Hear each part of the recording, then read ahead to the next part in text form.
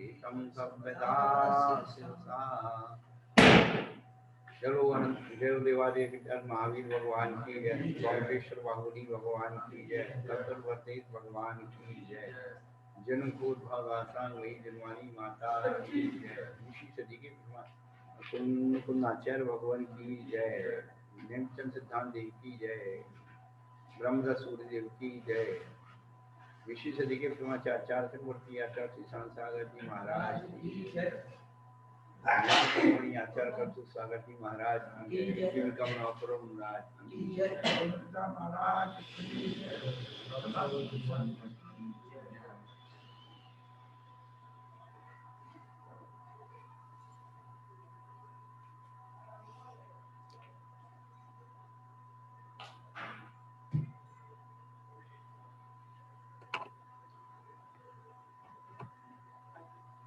धर्मानुरागी अध्यात्माओं, हम लोग द्रव्य संग्रह नाम के छोटे से ग्रंथ को सुन रहे हैं।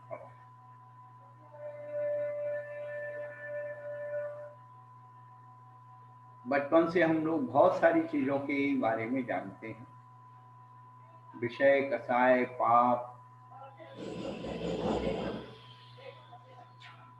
भोग, उपभोग की सारी वस्तुओं की जानकारी।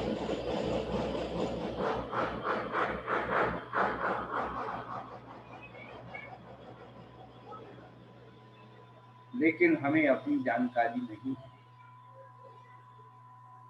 यह जीव कैसे अस्तित्व में आता है, क्या क्या इसके साथ होता है और इसके अंदर क्या क्या है और वो क्या कर सकता है। हम लोग कसायों के आवेग में ये बताते हम ये कर सकते हैं, हम ये कर सकते हैं, ये कर सकते हैं। तो कभी ये सोचो कि हम कसायों को ना करें तो हम क्या कर सकते हैं।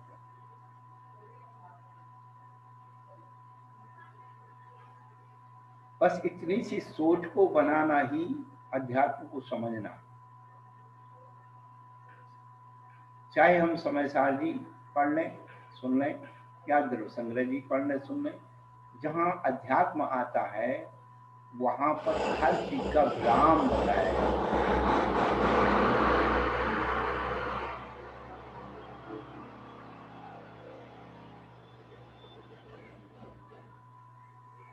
हर चीज का विराम बताया जाता है। हमारी अनंत यात्रा कैसे विराम को प्राप्त होगी, जीवन चक्र जिस तरह से चल रहा है,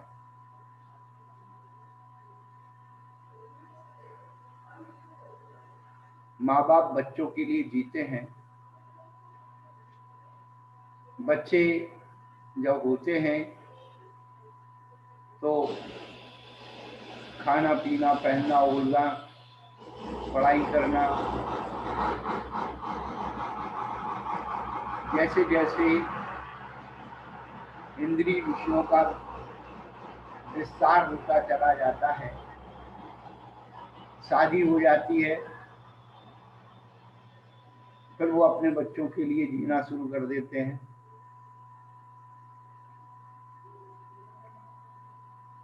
लोग सोचते हैं कि रिटायरमेंट के बाद अपना ये कर लेंगे, फ्री हो जाएंगे, धर्म ध्यान करेंगे, फलाना करेंगे, लेकिन फिर उसी चक्र में पड़ जाते।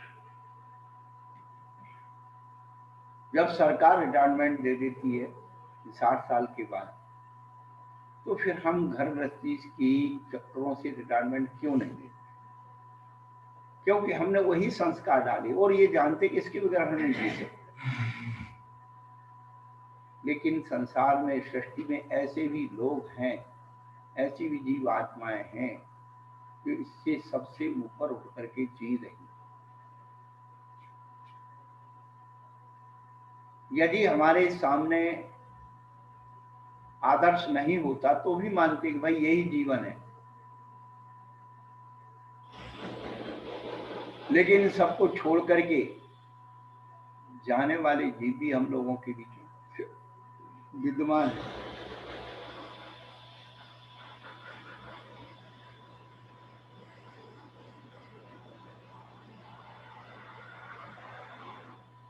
विद्यमान है, तब हम अपने जीवन को क्यों ना समझने की कोशिश करें।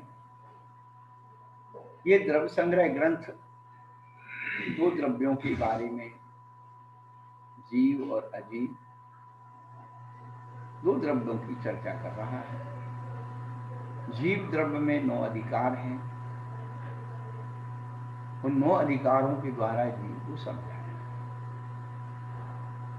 कि जीव की सारी अवस्थाएं जितनी बनती हैं वो 9 अधिकारों में बनती हैं। और अजीव जो है उद्गत, धर्म, अधर्म, आकाश और काल, इन 5 में समेट जाता है। उद्गल का अपना गुणधर्म, उद्गल का अपना गुणधर्म है।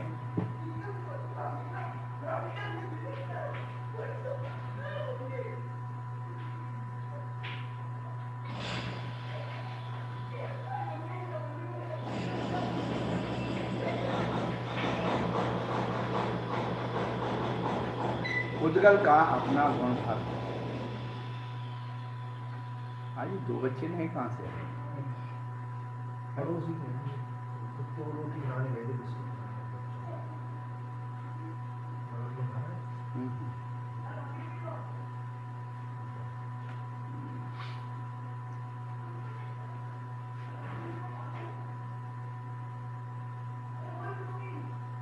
उद्गल का अपना गुणधर्म है जिसकी 10 पर्यायों में उसका वर्णन होता है और फिर और पर्यायों की पर्याय निकलती चली जाती हैं।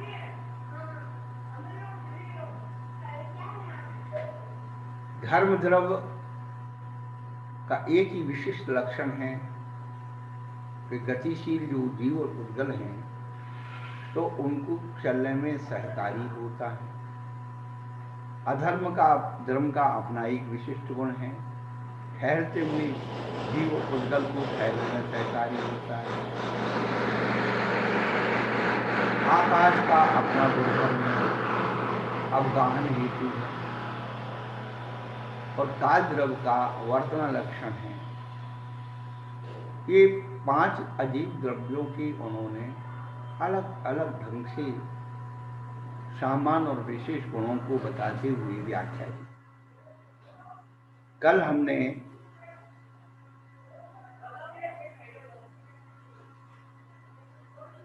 बताया था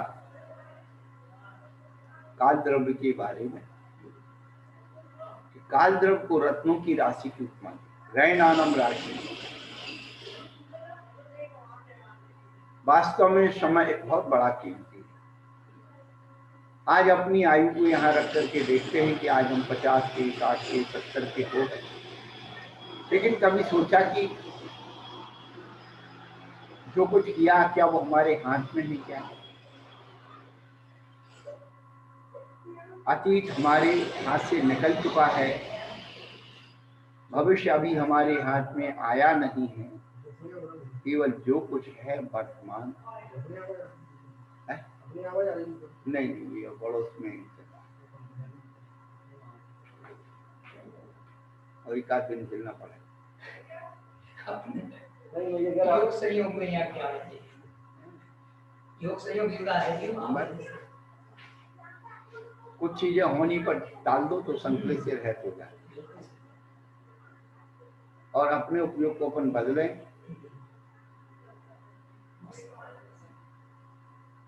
बाहर की आवाजें नहीं आ रही तो अंदर की आवाजें, आवाज तो आ रही है। कहीं ना कहीं अपन जुड़े हुए।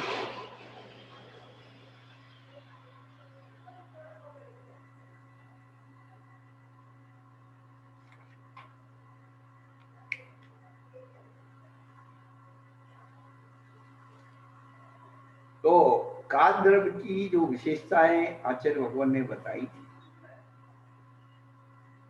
रत्ना की राशि के समान एक कालांग असंख्य, लोकाकाश के एक एक प्रदेश पर एक एक कालांग स्थित है।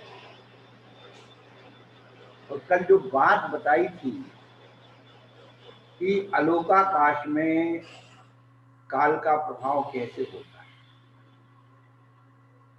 उन्होंने बहुत ही अच्छी बात कह करके उस बात को बताया।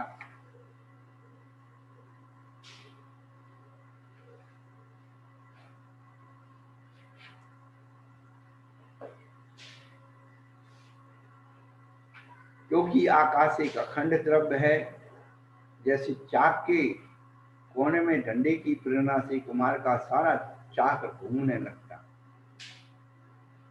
या स्पर्शन इंद्री के विषय के प्रिय अनुभव का एक अंग के करने पर समस्त शरीर में सुख का अनुभव होता है। इसी प्रकार लोकाकाश में स्थित जो कालाणु द्रव्य है वह आकाश के एक देश में स्थित है तो भी सर्व अखंड आकाश में भ्रमण होता है। इसी प्रकार काल द्रव्य शेष सब द्रव्यों के परिणाम में सहकारी कारण है।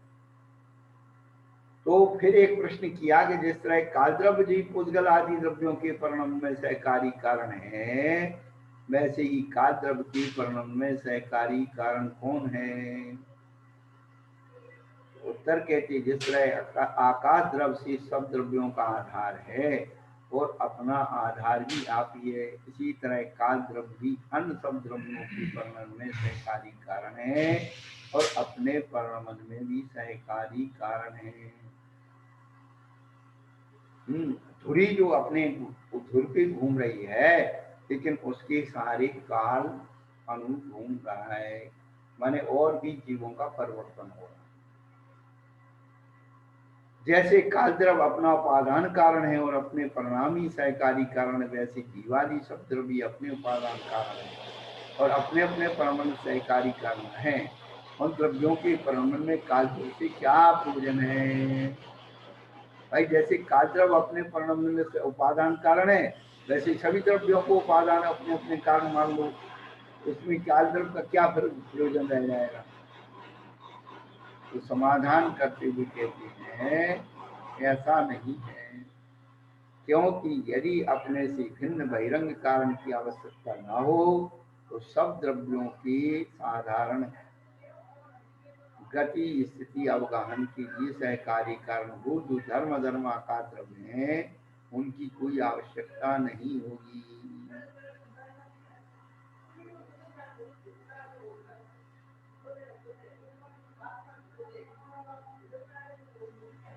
जब सभी द्रव्य अपने ही अपने परिणाम में कारण हो जाएंगे, सहकारी कारण की आवश्यकता नहीं होगी, तो फिर उन द्रव्यों का अस्तित्व ही समाप्त हो जाएगा।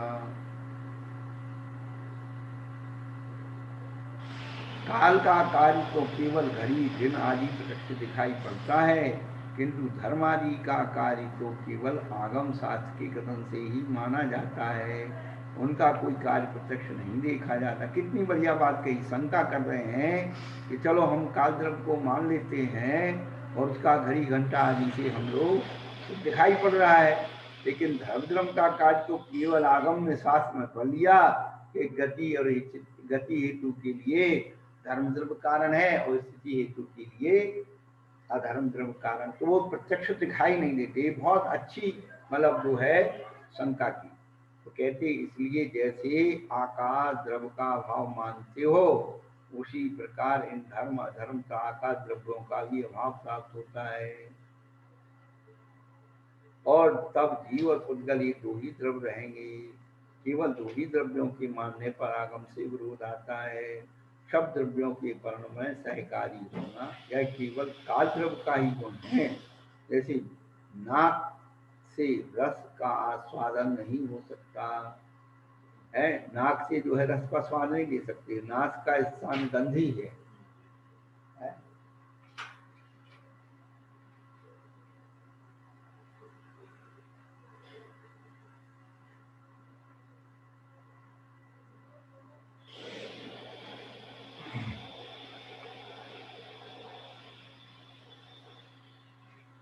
जैसे नाक से रस का स्वाद नहीं हो सकता है, ऐसे ही अन्य द्रव्य का गुण भी अन्य द्रव्य के द्वारा नहीं किया जाता, क्योंकि ऐसे मानने से द्रव्य संगत दोष का प्रसंग आवेगा कि अन्य द्रव्य का लक्षण अन्य द्रव्य में चला जाएगा। क्या संकर दोष जिसका कार्य वही करे, दूसरा नहीं करे। यदि दूसरे का कार्य खुद करता है, खुद का कार्य दूसरे को करता है। द्रव्यों में इस प्रकार से कार्य दिखाई देता है।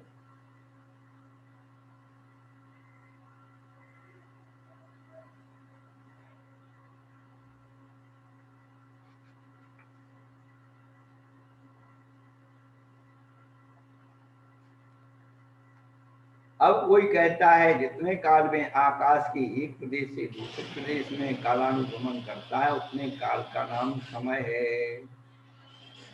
समय की परिभाषा बताई है। आकाश के एक प्रदेश से दूसरे प्रदेश में परमाणु गमन करता है, उतने काल का नाम समय है, ऐसा शास्त्र में कहा है। तो एक समय में परमाणु के 14 राजु गमन करने पर जितने आकाश के प्रदेश हैं उतने ही समय होना चाहिए। क्या बात है। शंका का निराकरण करते हैं। आगम में जो परमाणु का एक समय में एक आकाश के प्रदेश के साथ दूसरे प्रदेश पर गमन करना कहा है, तो मंद गति की अपेक्षा से है। सबसे बड़ी बात है ये मंद गति की अपेक्षा। क्या परमाणु का एक समय में जो 14 राजु गमन करना कहा है, वह शीघ्र गमन की अपेक्षा कहा है। इसलिए शीघ्र गति से 14 राजु गमन करने में भी परमाणु को एक ही समय लगता है। अब ये जो है हमारे एक विद्वान ने ये उल्टा कर दिया और लिखा हुआ है हमारे पास। कोई ये बता दे कि नहीं ये महाराज अपने मन से बोल रहे हैं।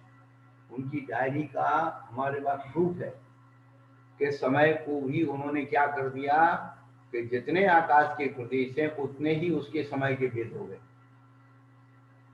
14 राजु आकाश के प्रमाण समय के भेद कर दिए। पर उनने कभी जो है विरुद्ध संग्रह को उठा के पढ़ा नहीं कि भाई मंद गति और तीव्र गति ये दो उनकी विशेषण हैं गति। अब यही चीज होती कि एक बार जो विद्वान प्रमाणित हो जाता है तो आदमी हाँ में हमला करते हैं, हाँ पंडित जी तुम सही कह रहे। और हमारी आदत ये है कि भाई देखो ऐसा है कि हमारा चिंतन अलग हो सकता है, दृष्टांत अलग हो सकता है, लेकिन वो हमारा चिंतन या दृष्टांत आगम से मिलकर खाना चाहिए।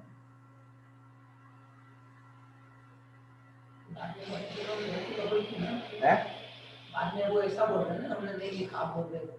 हाँ हाँ, ना हमने कहा ना हमने बोला, और हमारे पास प्रमाण है उसका।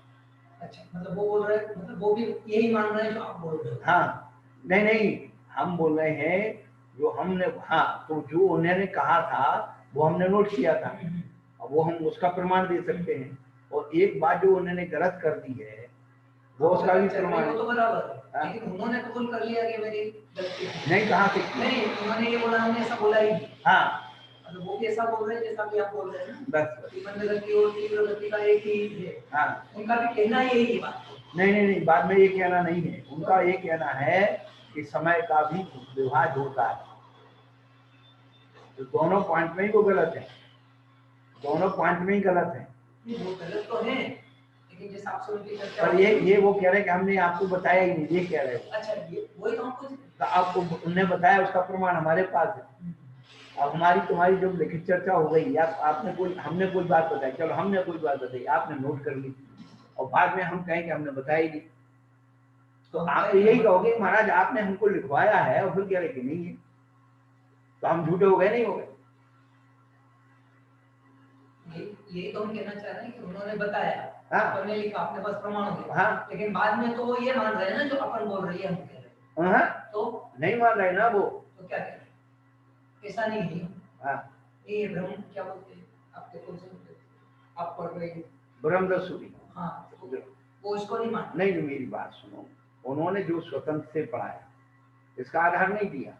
उन्होंने ये कहा कि किसी ने, हमने मान लो हमसे प्रश्न किया कि भाई एक समय में 14 राजु लोग आकाश जाता है, तो सारे जबकि समय की परिभाषा क्या है कि आकाश के एक प्रदेश से दूसरे प्रदेश पर पहुंचने में मंद गति से जो समय लगता है वो एक समय अब वो ये कह रहे हैं कि भाई कोई भी माने भूतगल परमाणु 14 राजलोक आकाश जाता है तो 14 राजलोक आकाश के प्रदेशों को स्पर्श करता है, तो एक समय के उतने भेद हो गए। तो उन्होंने कहा कि इससे सिद्ध होता है कि समय भी विभाज्य है, समय का भी भेद कर सकते हैं, जबकि आचार्य कहते समय अविभाज्य है। पहले कहा कि समय का भेद कर सकते हैं, हाँ, उसके बाद वो ये मान रहा है कि भेद नहीं होता, हमें पूछ नहीं मान रहे, वही मान रहे आखिर तक कि भेद होता है। हाँ, बस ये बस उन्होंने हमें जो बताया था वो तो उसकी तब बोला भेद है। आहारक का जो वो बताया था और उसकी प्रसंग कर रही थी कि आहारक शरीर कितने शरीर बना सकता है, उन्होंने बताया था चंगल बना सकता है। अब वो कह रहे कि आपने कहाँ से दिया, अब हम क्या अच्छा समझ गए। और हम तो ये कहते हैं आज वो प्रत्यक्ष होते तो हमको कोई दिक्कत नहीं है। आज भी मेरे जीवन में कभी भी मारा सिद्धांत के मामले में जो हमने पढ़ लिया है और उस पढ़ करके उसको प्रूव कर लिया, या तो आप हमको प्रमाण बताइए, हम मानेंगे, सीधी बात। कभी कभी ऐसा होता है ना गुरु जी, अपना सब राइट है, अपना पढ़ना भी राइट है, लेकिन कभी उसी चीज का हमने अर्थ गलत कर लिया, गलती से पढ़ा, तो सामने वाले ने उसका जो लिखा उसका जैसे कल आपने पढ़ा धातु प्रति अलग अलग, तो उसका सही अर्थ बताया, तो अपन अपनी गलती स्वीकार कर लेना। तो हमने कब मना किया? नहीं, मैं बता रहा हूँ, तो यही तो दिक्कत हो रही ना। और एक बार आदमी बोल दिया, बोले बस यही राइट है, वो बस अब पूरा पूरा समाज वो चलता रहा, पूरे जीवन भर उनकी सिद्ध सलाह चली रही, छपरा छतरी क्या है। अभी वहाँ सूरत में भैया जी आए, वो कोई प्रसंग चल रहा था, हमने कहा तुम्हारे विद्वानों में जब ये चीज है ये सब उल्टा पढ़ा देते हैं, हम उल्टा पढ़ लें। बोले नहीं, अब उन्होंने स्वीकार कर दिया, आचार्य श्री के सामने स्वीकार सुधार कर दिया। तो हर दिन जो है अपनी जो है शंका समाधान उसको दोहराना चाहिए था कि भाई मेरे जीवन में गलती हो गई, इसको सुधार लो। आज भी गुरुकुल के जो बच्चे, उनके संस्थान के बच्चे कभी मिलते, कभी चर्चा हो तो वो एक ही बात कहते, भैया ये उनकी सिद्ध सलाह, ये उनकी सिद्ध सलाह, मैं नाराज हूँ।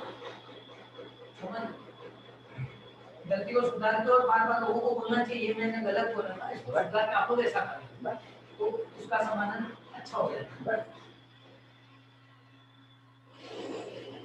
और फिर तो मैं फोटो खिंचवाएगी ना, उनको कर दो महाराज, लो महाराज प्रमाण लो। दुर्लभ सागर जी महाराज, हाँ, उन्होंने पूछवाया था हमसे प्रश्न, हाँ, ये आप कहाँ से लाए? हाँ, अब बेनाला जी सामने बैठे, बोले हमने पढ़ा ही नहीं, तो ये 2 छात्र फोपट के हुए क्या? हाँ, अब सामने वाला कहने के बाद ही बता रहा तो उसके लिए, और लिखा हुआ है, अच्छा वो लिखा कहाँ है? हमारे पास अपने हाथ का लिखा तो ठीक है, इन्होंने संस्थान में जिन बच्चों को पढ़ाया था उसमें भरत भैया जी लिखे, भरत भैया जी ने क्या किया, उनकी जो डायरी थी उसकी फोटो कॉपी करके हमको दे दी। अब हमारी हाथ का लिखा हुआ तो दुनिया कहेगी महाराज ने अपने हाथ से मन से लिख लिया। हम तो प्रमाण का भी प्रमाण दे रहे कि तुमने अपने चेलों को पढ़ाया।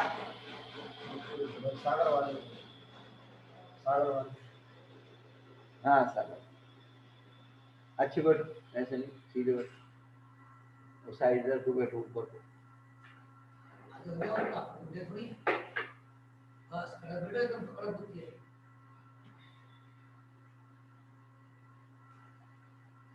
हमारा व्यवरोध किसी, हम अपने व्यक्तिगत गलती हो गई हम तुरंत दे रहे हैं, हमें कोई इंटरेस्ट नहीं,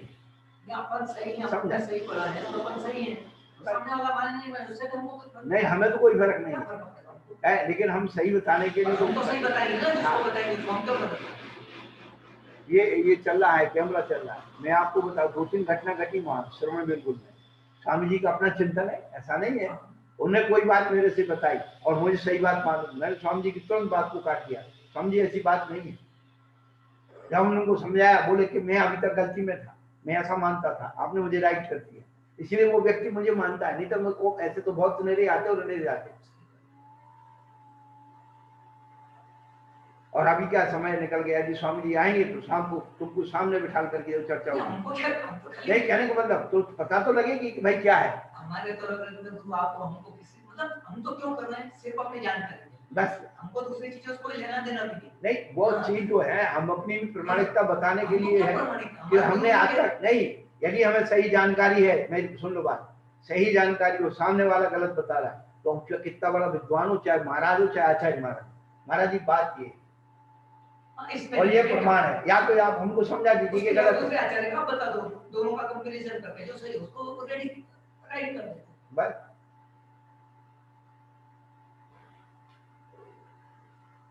और जब तक हम नहीं जानते थे, हमने नहीं पढ़ा था, हम आपकी बात मान रहे थे, उसमें क्या बात, अजान मानो गुरु नहीं होगा।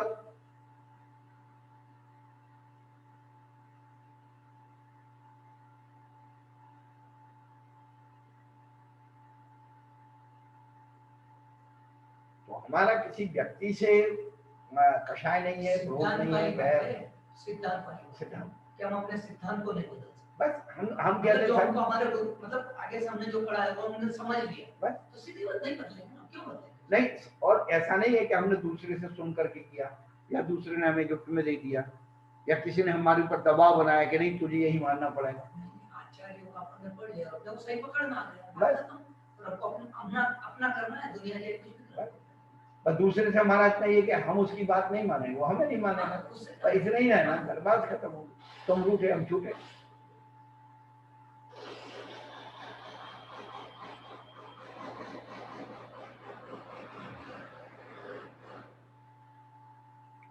तो द्रव्य तत्व पदार्थ के स्वरूप में भी जो आलम्बेल हो गई, क्या ये स्वतंत्र चिंतन आ गया, किसी ने कह दिया कि भाई ये बंध का कारण नहीं है, ये बंध का कारण नहीं है, तो हम कौन होते, ये अकंचित कर हो गया, ये फलाना हो गया। तो दृष्टि को कि जब मिथ्यात आश्रय बंध के क्षेत्र में अकिंचित है तो सम्यक भी अकिंचित करे, उसकी अपोजिट प्रकृति कैसे बंद कर हो जाएगी। पर सम्यक से देवायु का बंद होता है, जब सम्यक देवायु का बंद कर सकता है तो मिथ्यात भी दुर्गति का बंद कर सकता है, करता है, होता है।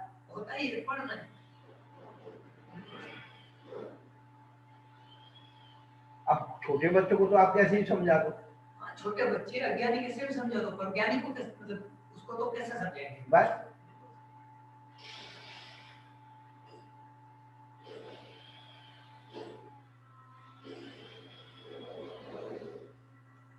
बहुत मुश्किल होती है, एक बार अगर किसी को गलत ज्ञान घुस गया तो सही होना बहुत मुश्किल है। एक बार ब्लैक बोर्ड है तो उसको तो अपन जैसा पढ़ा, जैसा हम ब्लैक बोर्ड हमको आप जैसा पढ़ाओ तो पूरा गली फटाफट, और अगर घुस गया उसको निकाल के वापस नहीं आया, बस बड़ा परेशान है, क्योंकि पढ़ के वापस उसी पॉइंट पे आए कि ये फिर ऐसा है, फिर पूरा फिर नहीं है, इसलिए वो बड़ी मुश्किल बात है। उसमें तो फिर एक ही चीज है, क्या था, अपना दिमाग मत लगाओ, अपने को नहीं समझ पड़ रही है बस, तो सामने वाला जैसा समझा रहा है नहीं, तो हम भी कहा हम अपने जीवन में इतनी सारी चीज पढ़ते के सब समझ पड़ गई, नहीं आती तो नहीं आती, चलो हम जो आ रही ना उसमें तो सिद्धांत रखो, जो क्लियर हो गया ना उसको तो पास करो। हमारे टीचर ने ये कहा था, हमारे गुरु ने ये समझाया, हमारे लिए मान्य बात है, मतलब अपना माइंड ऐसा शार्प होना चाहिए, दुनिया भर का इधर का उधर का ऐसा कि वैसा नहीं, जैसा हमारा भव्य का विकल्प था, नहीं होता पर कभी ना कभी तो भव्य बनेगा ही, और हमने बोला उसको भव्य बना के क्या करना भैया, वो भव्य को मुझे भव्य करने का बना के मुझे क्या मिलना, वो बने नहीं बने, गुरु ने कहा आदम ने लिखा है कि भव्य कभी भी, हाँ, गधे को तो घोड़ा नहीं बनाया जा सकता, बात खत्म। अच्छा, अपने लिए अपने लिए 80% आते खाली सुनने में ठीक, बस बाकी है आउट ऑफ कोर्स, बस अपन क्यों ना दिमाग, अपन जो 20% अपने उपयोग में काम में आने वाली बात है उसको ग्रहण करना, दुनिया की बात दुनिया जानना, सीधी सी बात, काहे को कचरा क्यों हो रहा है। नहीं, एक एक धर्म को लेकर के इतनी लड़ाई हो गई, श्वेतांबर लोग जो है काल द्रव्य निश्चय काल को नहीं मानते, व्यवहार काल को मानते, जब तुम माँ बाप को नहीं मानोगे तो बेटा कहाँ से आ गया, निश्चय का ही नहीं सब, हाँ, तो जो उसका उत्पत्ति का कारण है, तो जो कारण नहीं है तो कार्य कहाँ से हो जाए? सब समझा कि इसका मूल कारण ये कि वो सोई की था, वो हर चीज का भेद विज्ञान बारीकी से करता है। तो उसका भेद विज्ञान जो आप बताते हो कि 1000 पत्ती मिला के एक बुंद, तो जैन धर्म में 1000 पूरी पत्ती मिला के बना वो एक बुंद है। तो दूसरे लोग किसने 200 पत्ते मिलाए, किसने 400 मिला, कुछ रोज दिया छोड़ दी, उसमें थोड़ा थोड़ा अंदर बोलो। और ये और जब यहाँ पूरा पूरा पूरा पूरा आखिर तक ये माइंडेड है, मतलब अच्छा उस सुई की नोक पर पहुंच गए, तो फिर उस जाति से मतलब उसका खत्म हो गया, उसको तो सुई की नोक पे जाके बैठ जाए। फिर वो क्षत्रिय हो, राजपूत हो, ब्राह्मण हो, जैन, उसको उससे मतलब नहीं, उसको तो सुई की नोक पकड़ डाले ना पढ़ते पढ़ते, तो पढ़ते पढ़ते उसको ग्रहण कर लेंगे। यही चीज है ना, हम लोग कहाँ कहाँ तक मानते हैं। और एक दिन का रोना हुआ, हर व्यक्ति की वही शंका है, ये करना चाहिए नहीं करता, तो मैं डिवोर्स के आगे इसको छोड़ो और जो करने होंगे वो तो कर लो। है ये कोई नहीं कहता कि रात्रि भोजन त्याग करना चाहिए तो हम करते हैं, अब छोड़ना चाहिए हम करते हैं। बस फिर धर्म तो बहुत दूर की बात है। तो पाप छोड़ने को तो राजी नहीं, पुण्य छोड़ने को राजी बैठे। और ये बात तो सही है गुरुजी, पुण्य के लिए ऐसा उत्साह दिया गया अपने लोगों को, मतलब शास्त्र तो अपनी जगह है। अपने 50 साल के माँ बाप हो, जब उनके दादा शुरू से के तू नियम लेना टूट जाएगा तो पाप हो जाएगा, अरे भैया तो पहले ले तो सही, टूटेगा उसके बारे में तो बाद में सोचिए, पहले लेने के भाव तो ना। तो आचार्य शांताकर महाराज यही तो कह रहे हैं, भ्यून का संयम का, तू ले तो सही, डर मत, तू ले तो सही, फिर भी तू डरेगा और तेरा नियम टूटेगा तो बैठे हम तू, उसका क्या अल्टर वो हम बताएंगे। अरे नहीं, अब कोई व्यक्ति ये सोचे दुकान खोलेंगे चली नहीं तो है, तो फिर वो दुकान खुल गई उसकी, खुली नहीं। अरे पानी में तैरना सीखेंगे, डूब गए तो, अरे तो बिना डूबे तैरना कहाँ से आए? अरे हम तो एक ही फार्मूला महाराज जी, हमारे जीवन का ये है कि जिसको तैरना नहीं आता है हम, और वो कहता है कि मुझे तैरना है, समझा कि नहीं, उसको बिना तैरे उसको डाल दो उसमें पानी में डाल दो तो मर जाएगा क्यों? नहीं, जैसे हाथ पैर मारेगा नहीं, हो सकता है हाथ पैर मार के तैर के आ जाए उसको, और नहीं आए तो फिर तो हम ऊपर खड़े ही है ना, कूद जाएंगे, उसको भर लेंगे वापस, लेकिन एक बार तो उसको फेंक दो, डरो मत। तो गुरु क्या है? बस गुरु क्या है? शिष्य के अंदर जो भय बैठे हुए हैं, उसको निकाल, अज्ञात भय बैठे हुए हैं, अन्य चीजों बैठे हुए हैं, उनको सबको निकालना गुरु का काम है। गुरु वही है जो शिष्य को सामर्थ्यवान बना दे। हमारी बात ये कि गुरु वही है जो हमको सामर्थ्यवान, कैसा सामर्थ्यवान, उसके पैरों पे खड़ा होना, पराधीन नहीं रखे कि तुम हम जो है, अरे कल को हमारे 100 लोग हैं तो कल को ये तो रहेगा कि हमारे पास हमें गुरु ने हमें दिया है जीने का। कल जो जितनी पूरी बात हमने कही ना, उसका मात्र सार हमारा इतना सा कि हमको दुनिया से लेना है, हम स्वयं हमारे गुरु जो हमारे सामने बैठे, वो हमको ऐसा सामर्थ्यवान बना है, वो पूरी दुनिया सामने बैठे और हम अकेले बैठे रहे, तो हमें उससे डरते हैं। बस यही बात जो हमारे प्रति थोड़ी सी आशा रखते हैं या झुकाव रखते हैं, हम एक ही बात कहते हैं कि जब तुम्हारा गुरु नहीं डरता तुम्हें भी नहीं डरना चाहिए। जिस दिन जो है तुम्हारा गुरु डर जाए, हथियार डाल दे, तुम भी डाल। जब तुम्हारा राजा सेनापति सब कुछ मजबूत है, तुम क्यों हथियार डालते हो?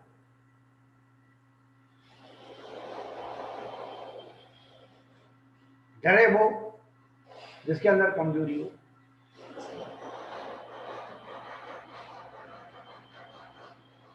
और वो इसलिए वो मुकाबला नहीं करते, अरे यार देखो अपन बात करेंगे, वाद विवाद हो जाएगा, खामखा झगड़ा हो जाएगा।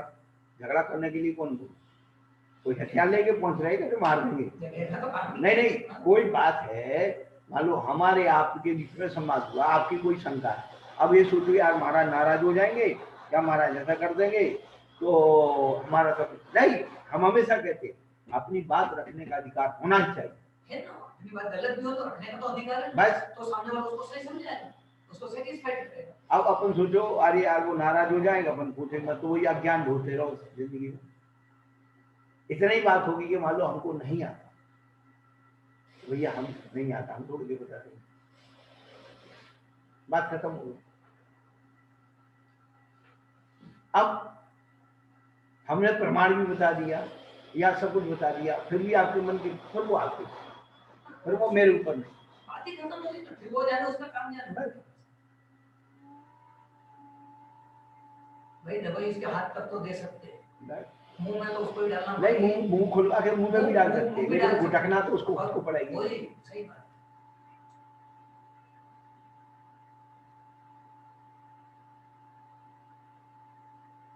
तो गुरु तो वही है जो शिष्य को सामर्थ्यवान बनाए, केवल गुलाम पराधीन सेवक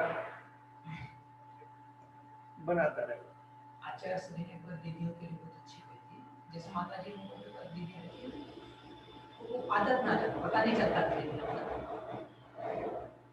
तो आचार्य श्री ने कुछ इसको बोले ये भी मोक्ष मार्गी है, मतलब जैसा नौकरानी शब्द नहीं वापस कहने का उनका तात्पर्य कि इनको भी आगे इनके जीवन का उद्धार करना है, तो इनको पूरे दिन उसी में उलझा के मत रखो, इनका भी कल्याण हो सब, इसके लिए आप लोगों के पास रखा है।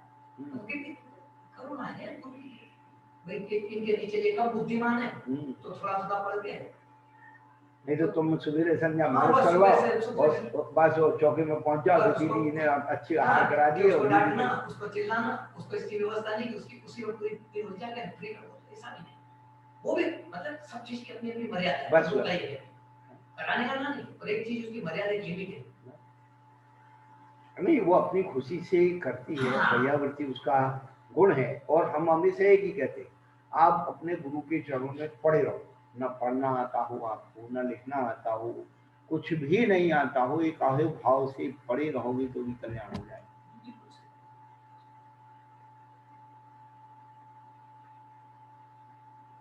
आदमी को पैसा दे करके रख दो कि तुझे यहाँ बैठना है, कुछ भी नहीं करना, उसकी भी पैसा देना पड़ता है बैठने के। बोले काम तो बहुत दूर की बात है, तेरा क्या काम है। एक व्यक्ति हमारे परिचय का था, वो उसको गाली देने की बहुत आदत थी, मैंने पूरे परिवार को, मैंने परिवार को जब तक वो पन्ना भर के गाली नहीं दी, रोटी नहीं करती। उसके बच्चे ने क्या किया, एक नौकर रखा और उससे एक ही बात कही, तुम मुंह मांगे पैसे दो, पर तेरा एक ही काम है, तेरे मेरे बाप की तुझे गाली सुनना। गाली सुनने के पैसे दिए उसने, तो उसकी भला से वो नौकर पे निकल जाती। तो हमने तो ऐसे ऐसे जीव देखे ना, ये तरीके हैं।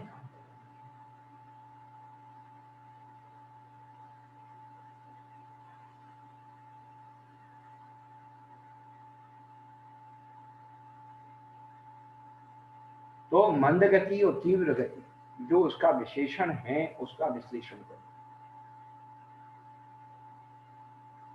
एक समय में ये तो विश्लेषण तो मंद गति से आकाश के एक प्रदेश से दूसरे प्रदेश को छूता है, उद्गत शुद्ध परमाणु गमन करता है, उतने समय को एक समय कहते हैं।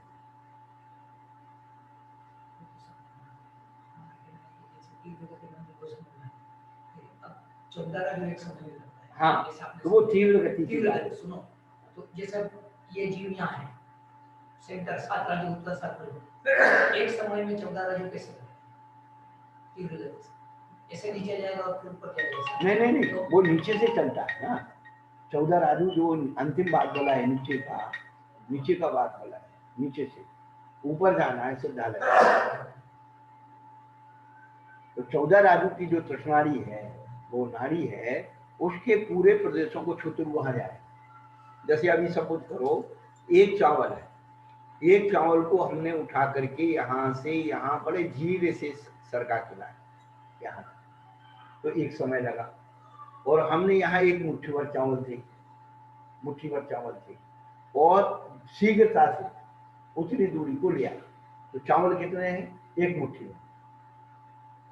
क्या उन एक मुट्ठी भर चावल को 14 क्या उसने उस मुट्ठी भर चावल के समय के भेद हो गए क्या? और एक चावल ने मंद गति से उतना प्रवेश किया, मंद गति एक चावल ने एक प्रदेश से दूसरे प्रदेश की दूरी मंद गति एक समय लगाया। और एक मुट्ठी चावल ने, अब सुनो दूसरा बात, एक मुट्ठी चावल ने तीव्र गति से एक समय में ही 14 राज्यों का आकाश को छू लिया। तो जितने मुट्ठी भर चावल थे, तो क्या उतनी मुट्ठी भर चावल के बराबर समय लग गया क्या उसमें? समय तो एक ही लगा। बस कहने का मतलब है, वो तो आपकी बात होनी चाहिए, हम ये नहीं कह रहे, 14 राज्यों एक समय में जाता है जी, हम यहाँ सेंटर में जैसे, तो एक समय में 14 राजू कैसे जाएंगे हमें? जीव नहीं, उद्गल। अच्छा, उद्गल के लिए कहा है, बस ये वही तो है, वो हमारा क्लियर हो गया ना, हम जीव के हिसाब से नहीं, यहाँ पुद्गल समय की विभाग उद्गल से चल रही है। एक समय में शुद्ध पुद्गल उसका तो आपने बताया 7 राजू, इसीलिए उसका 7 राजू जीव, जीव का 7 राजू क्यों दिया? वो 7 राजू जाता है, 7 राजू जाता है एक समय नहीं, शुद्ध जीवात्मा सिद्धालय में जाता है, एक समय में 7 राजू जाता है, मध्यलोक से जाएगा ऊपर 7 राजू। वही तो कह रहे हैं, तो उसका प्रमाण इसलिए 7 राजू ही दिया है। हाँ, और उद्गल का 14 राजू दिया। वो अब के लिए 7 राजू 14 राजू अब के लिए नहीं होगा ना। हम ये समझ गए जैसे हम यहाँ मध्य लोक में और 14 राजू जाना, नीचे से 14 राजू को लिखा जाए, तो जीव की नहीं है 14 राजू पुद्गल परमाणु, उद्गल की उसकी शक्ति खाली बताई। तो जीव जो है वो तो शुद्ध जीव जो है 7 राजू गमन करता है और शुद्ध पुद्गल परमाणु 14 राजू गमन करता है। जीव से अधिक जो है शक्ति पुद्गल में। हाँ, तो पूरा गणित का खेल है, मतलब पूरी गणित के 14 राजू तो वहां से लेता है, वहां से मतलब उसकी अवस्था बदलनी है। अपन यहाँ रहते हैं, यहाँ से नीचे वाला तो 14 राजू चले गए, तो उसकी यहाँ से ऐसी अवस्था बदलनी, मतलब बताने के तरीके से करना तो जो गणित है ना, क्या बताया करना नहीं।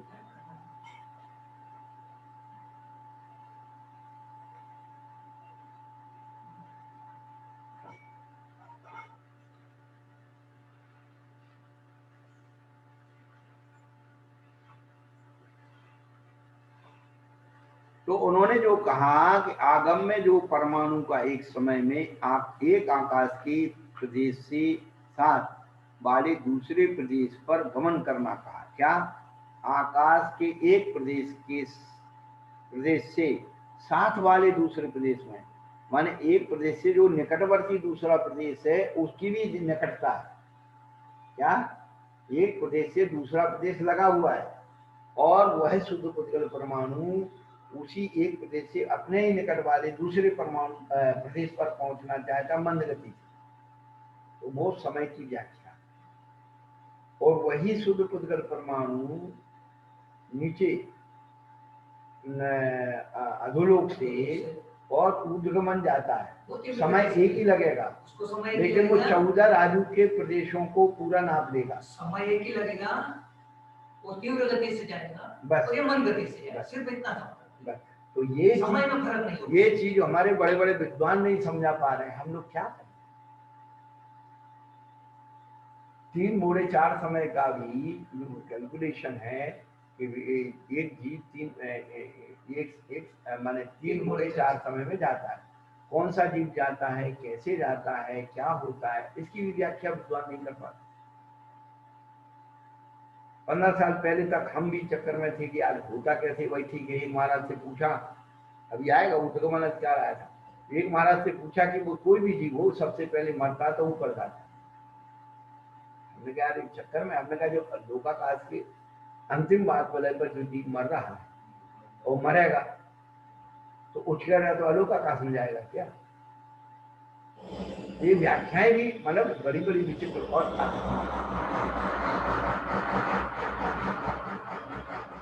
ये मानने वाले लोग भी सृष्टि पे मौजूद है।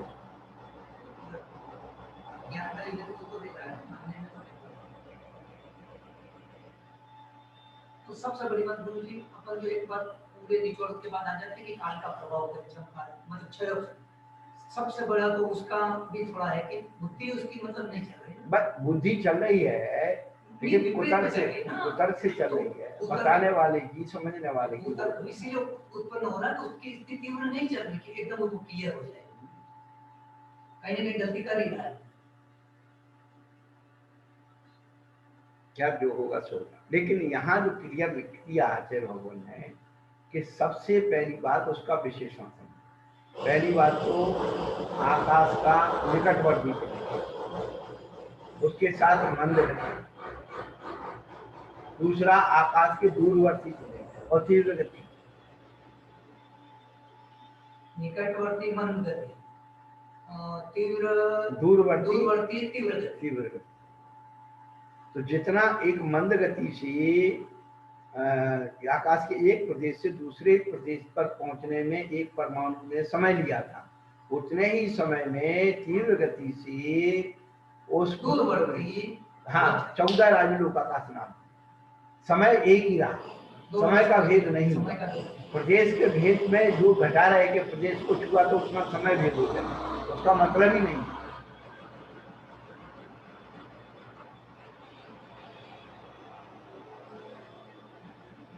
और उसी दृष्टांत को हमने कहा, एक चावल को एक स्थान से दूसरे स्थान पर मंद गति से रखने, बड़े आराम से उठा कर एक ही चावल पहुंचा ना। और आपने एक मुट्ठी भर चावल को तीव्र गति से उससे कई गुनी दूरी तक पहुंचा दिया। तो ये बताओ कि जितने चावल हैं उनमें कितना समय लगा? कि चावल के बराबर समय हो गया। 100 चावल है तो 100 समय हो गए क्या? उसमें समय तो एक ही है, पर हमने 100 चावल पहुंचा दिए और उसी मंद गति में एक चावल पहुंचाया।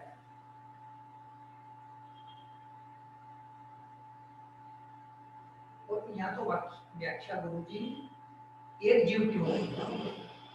यहाँ परमाणु एक परमाणु की एक परमाणु को यहाँ से यहाँ पहुंचाना और एक परमाणु को यहाँ से वहाँ पहुंचाना, तो उसमें मतलब ये परमाणु दोनों एक एक ही।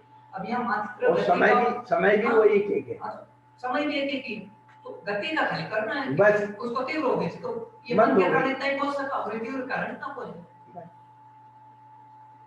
अब वो जो कल्पनाकार जो भी कर रहे हैं कि उसने 14 राजलोक आकाश के प्रदेशों को छुआ तो समय उतने भेद हो वाला हो, एक समय में उतने भेद हो, तो अनवस्था दोष उत्पन्न हो गया। तो समय अविभाज्य कहाँ रहा है?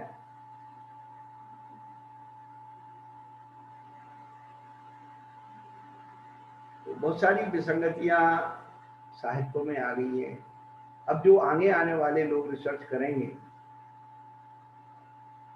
अणु और परमाणु में क्या अंतर? एक ही ना, एक ही ना। उसको अणु अणु अणु का विशेषण है परम अणु। परम यानी लास्ट, चरम, उसके आगे को उसका भेद नहीं। परम मतलब उस चरम पे आ गया, उसके जो हिस्सा आखिरी जाकर उसका वो हो गया, उससे छोटा वो, इसलिए परम अणु हो गया, परमाणु हो गया।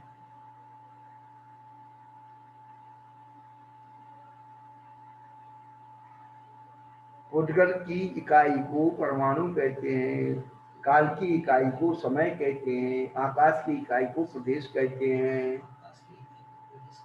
और आत्मा की इकाई को अविभाज्य प्रच्छेद कहते हैं। जीव की इकाई को अविभाज्य प्रच्छेद, अविभाज्य प्रच्छेद। कितनी अच्छी अच्छी बातें आगे की है। अब कुछ नहीं, चलो। अविभाज्य प्रत्यय, प्रतिच्छेद, अविभाज्य प्रतिच्छेद, ज्ञान का जो अविभाज्य प्रतिच्छेद सबसे छोटा, जिसका दूसरा भेद ना हो सके। उद्गल का अविभाज्य प्रतिच्छेद क्या है?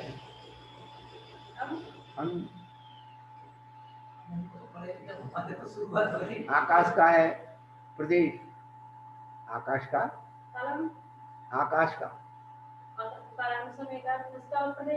प्रदेश, आकाश के प्रदेश।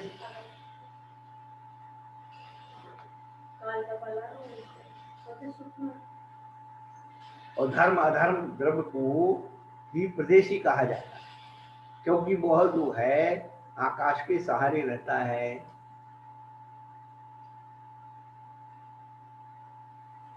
बहुप्रदेशी द्रव्य है, आकाश भी बहुप्रदेशी है।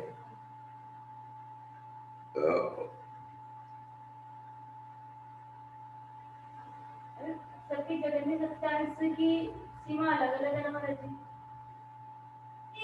नहीं, तो प्रसंग ही आया था और आपको वो प्रसंग इसलिए बताना चाहते थे कि एक विद्वान ने जो है समय को भी विभाज्य कर दिया। एक शुद्ध उद्गल परमाणु एक समय में मंद गति से लोकाकाश के एक प्रदेश से दूसरे प्रदेश पर जाता है, फिर जो तीव्र गति से 14 राजलोक लोकाकाश गमन करता है, तो आकाश के जितने प्रदेशों को स्पर्श किया है तो क्या समय के उतने भेद हो जाएंगे? महाराज जी, समय तो एक ही है, समय तो एक ही है, नहीं, बताने की वो गति अलग है। उनकी दृष्टि जो है आकाश के प्रदेशों पर है। मेरी बात सुनो, जो उनका दृष्टिकोण है वो आकाश के प्रदेश पर है और हमारा दृष्टिकोण है आकाश उसकी परमाणु की गति पर है। गति पर। क्योंकि प्रश्न गति से है। प्रश्न क्या है, इस हद से उसका जो माप है वो गति से चल रहा है कि मंद गति से एक प्रदेश से दूसरे प्रदेश पर पहुंच रहा है और तीव्र गति से 14 राजू जा रहा है। अब वो ये कह रहे हैं कि 14 राजू के प्रदेशों को स्पर्श किया उस परमाणु ने तो समय उतने भेद वाला हो गया। एक समय में सिद्धालय में पहुंच जाते हैं वो, अरे कोई अपन एक समय में एक घोड़े में एक उसमें पहुंचते हैं, वो यही रह गए, वहां पहुंच गए गति की से। तो इसकी जो तीव्र गति है और उसकी जो लिमिटेड गति होती है ना, हाँ, किसकी, बिल्कुल कोई भी चीज की लिमिटेड, एक लिमिटेड गति कहते हैं ना, तो जीव की लिमिटेड गति क्या है? 7 राजू, एक समय में 7 राजू। और वैसे यदि वो अपन दूसरा माप निकाल लें 3 मोड़े 4 समय वाला, अब ये 3 मोड़े 4 समय जो लेने वाला जीव है कितने आकाश प्रदेश को स्पर्श करता है? तो यहाँ से यहाँ तक ये एक राजू और 3.5 राजू, ये 5 राजू है ना, तो 5 राजू को बीच से 2.5 कर दो है, तो 2.5 हो गया, लेकिन वो आखिरी छोर तक आएगा 2.5-3 राजू। अब ये यहाँ से लेकर के इस अंतिम जो है कृष्णार्थ जगह 3 राजू हो जाएगा, 2.5 तो ये था, आधा और जोड़ेगा है। और उसके बाद वो जो है जो 7 और 3 10,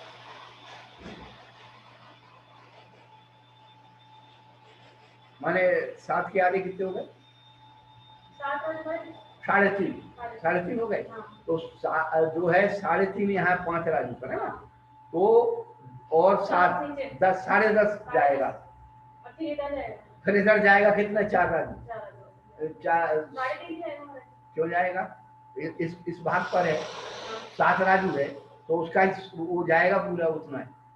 अच्छा, नीचे से ऊपर तो 5 राजू था, नीचे 7 राजू, हाँ बढ़ गए। हाँ, बढ़ गए, इधर तो ज्यादा जाएगा, और उतना ही सामने जाएगा। अब तो लोग 4 पड़ गए बहन जी, कि गणित हमको आती नहीं है, यही तो दिक्कत हो रही है। तो अब देखिए कि अपन ने जो स्ट्रक्चर तैयार किया कि 5 राजू यहाँ था और यहाँ से मर करके उसको 7 राजू के कोने को वहां जन्म लेना, तो पहले वो क्योंकि वहां तो कृष्णाड़ी का अभाव है, श्रेणी का अभाव है। अब वो पहले पूरी उसने आचार्य भगवान ने उसकी क्या किया, बिल्कुल जो है ना उत्कृष्ट स्वरूप बताया, उत्कृष्ट, फिर बीच में लगाएंगे तो फिर भटकेगा, तो वहां से वहां तक कृष्णाड़ी के अंत तक आ सकता है, वहां से फिर सीधा आएगा, सीधा से ऐसा आएगा और ऐसे से ऐसा जाएगा। एक मोड़ा वहां हुआ, दूसरा यहाँ हुआ, तीसरा यहाँ हुआ, एक समय वहां लगा, दूसरा समय वहां लगा, तीसरा समय लगा, चौथा समय।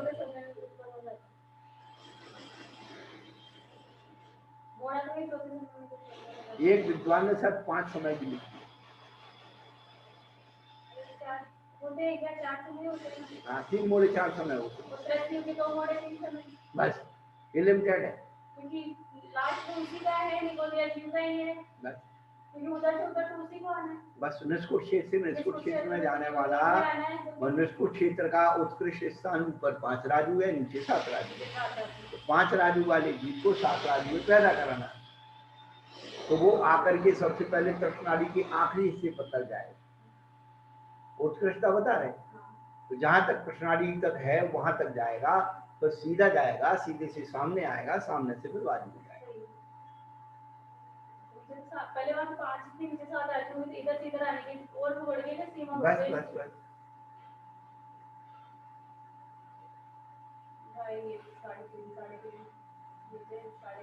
अब ये बताइए, अब वो दूसरी बात कीजिए, अब उसमें गति में कितना अंतर आ रहा है। एक समय में उसने 2.5 और 3 राजू, वहां से एक समय में 3 राजू गया और नीचे आया तो 10.5 राजू आया है। 7 3 10 और आधा हो गया ना। अब उतनी एक समय में वो 4 राजू आया सामने और दूसरे समय में 4 राजू गया। समय उतना ही है और तो उसकी गति में कोई ना कोई फर्क हुआ है। गति फर्क हुई मतलब जिस हिसाब से अब ऊपर से नीचे गिर रहा है तो जल्दी आएगा, 10.5 राजू तय कर लेगा।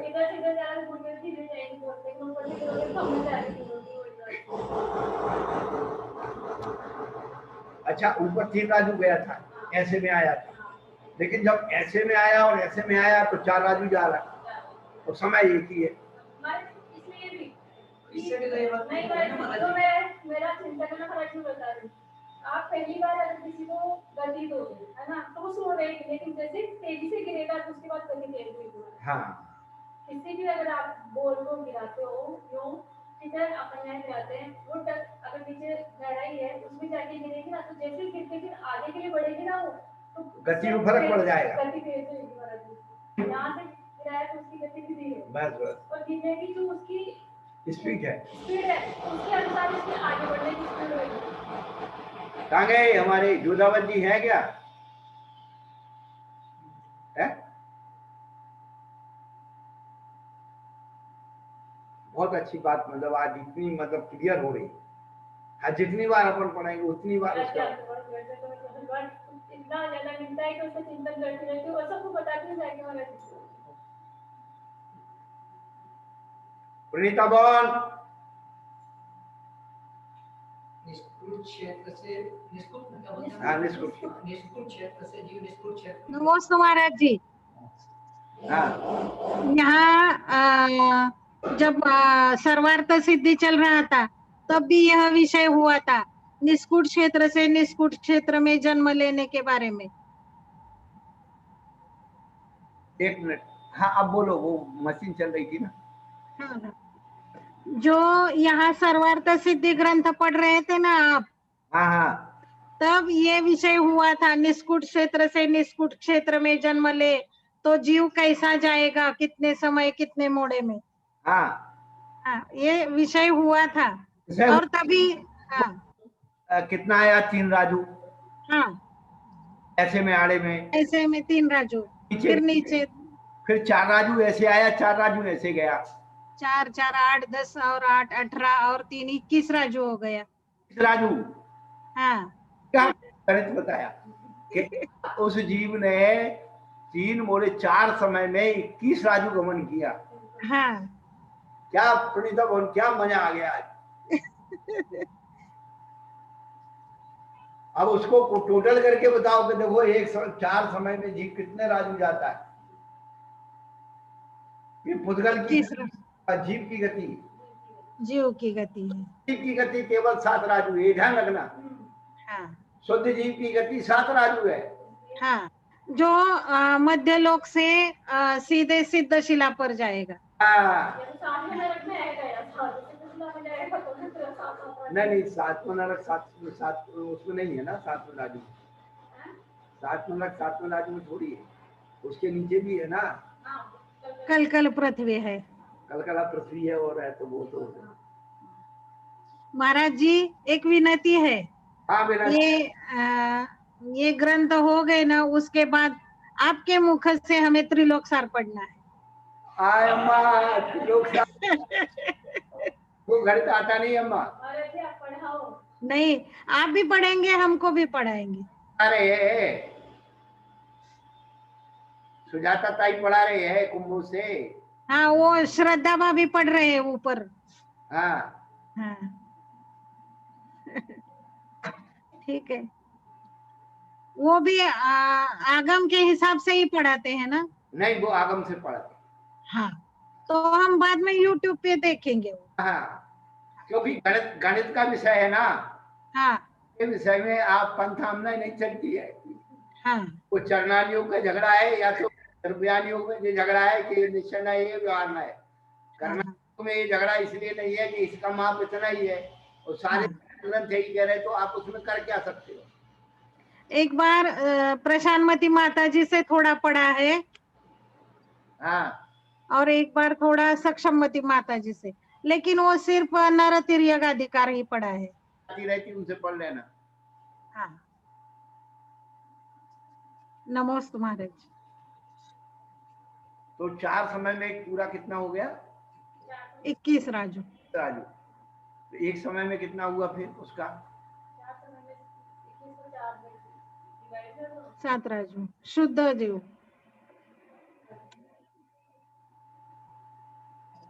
बकरियों के भी जा सकता है 105 आदमी तो शुद्ध परमाणु 5 आदमी चल जाएंगे।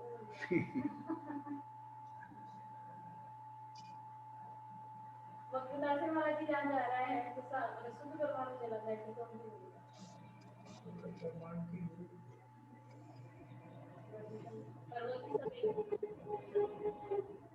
समय समय की बात है, समय समय का खेल।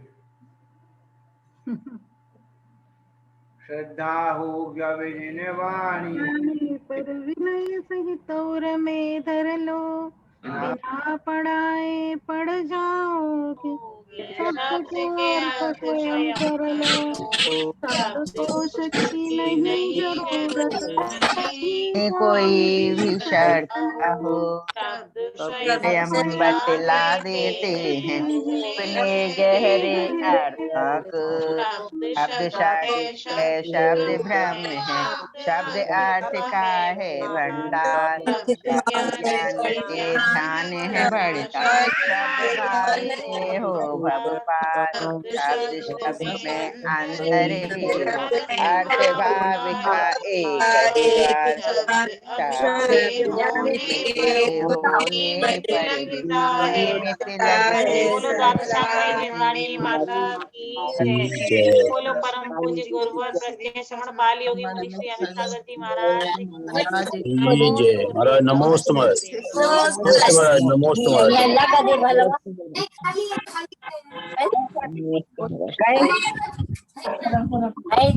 एक में है ना आलमारी में नमस्ते।